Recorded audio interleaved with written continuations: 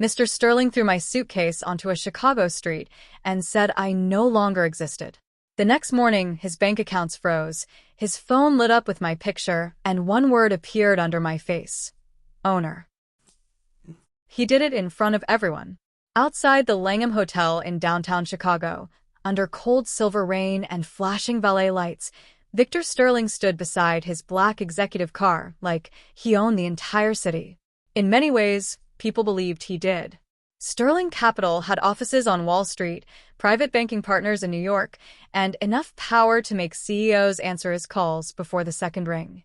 Men like Victor did not ask for respect. They expected rooms to stand when they entered. That night, he made sure everyone saw me fall. His driver opened the trunk, grabbed my suitcase, and threw it onto the wet curb. The lock cracked. My coat sleeve slipped out.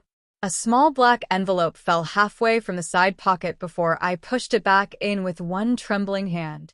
Victor noticed. His eyes narrowed for half a second. Then he smiled. "You are done, Madison," he said. "Your badge is canceled.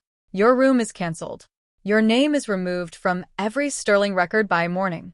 A few bankers stood near the hotel entrance.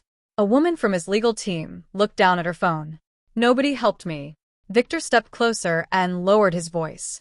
"You were never family. You were never important. You were a mistake my father should have buried with the rest of them."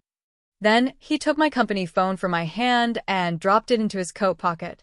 "You don't exist anymore.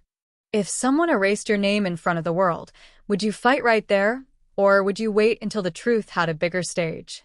I did not cry. I did not yell. I looked past Victor's shoulder at the security camera above the hotel doors. Then I looked at my broken suitcase.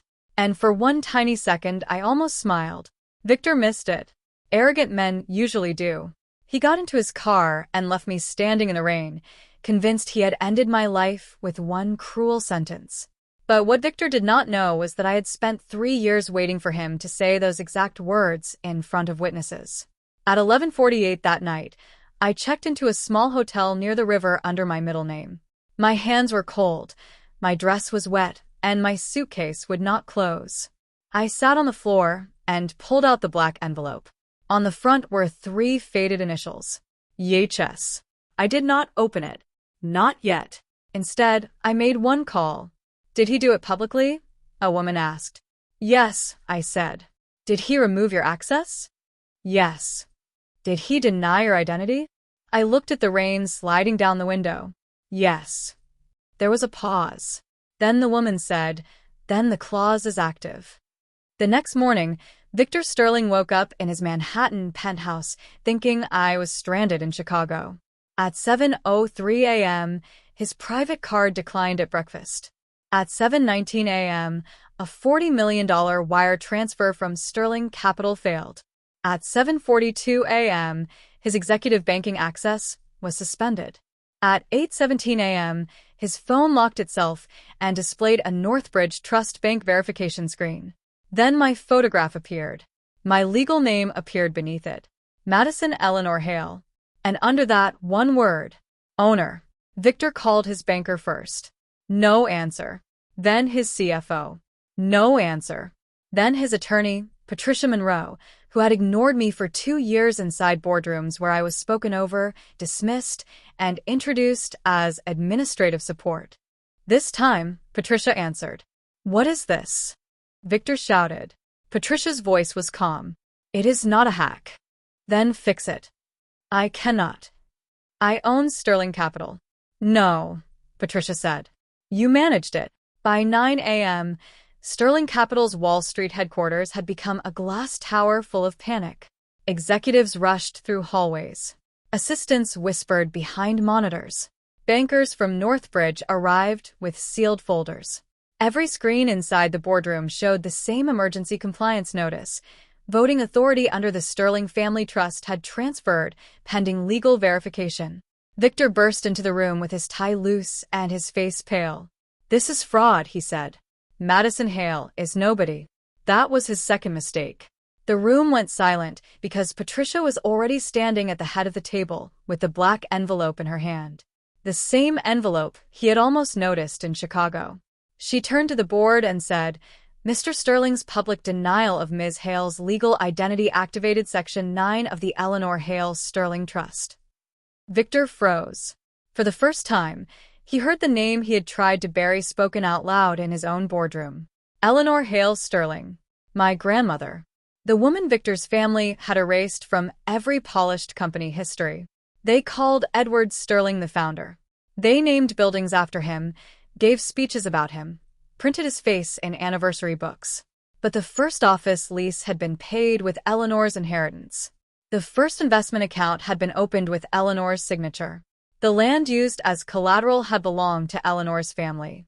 And before she died, Edward Sterling created one protection for her bloodline. If any Sterling executive knowingly erased, removed, defamed, or denied Eleanor's rightful heir from company records, all voting control tied to the family trust would shift to that heir until an independent review was complete. Victor had done every single thing required to trigger it. In public, on camera, with witnesses. Do you think silence is weakness, or is it sometimes the most dangerous kind of patience? At 10:26 a.m., I walked into the Wall Street boardroom wearing the same cream coat from Chicago. I carried the same broken suitcase. Nobody spoke. Not the bankers. Not the lawyers. Not the executives who had smiled when Victor called me temporary help. Victor stared at me like he was seeing a ghost. You planned this, he whispered. I placed the broken suitcase beside the chair at the head of the table. No, Victor, I said.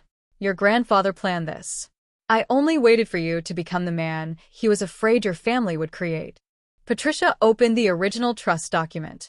The paper was old, but the ink was clear. Eleanor Hale Sterling. My grandmother's signature. My inheritance. My proof.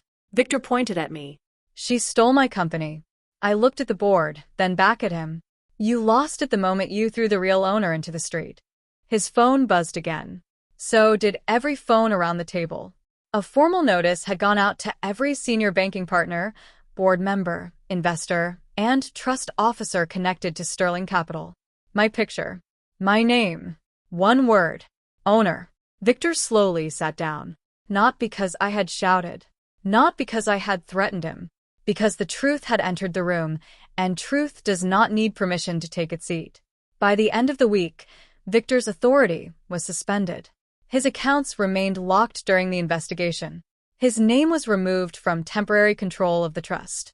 And I kept the broken suitcase in my new office overlooking Wall Street. People asked why I did not replace it.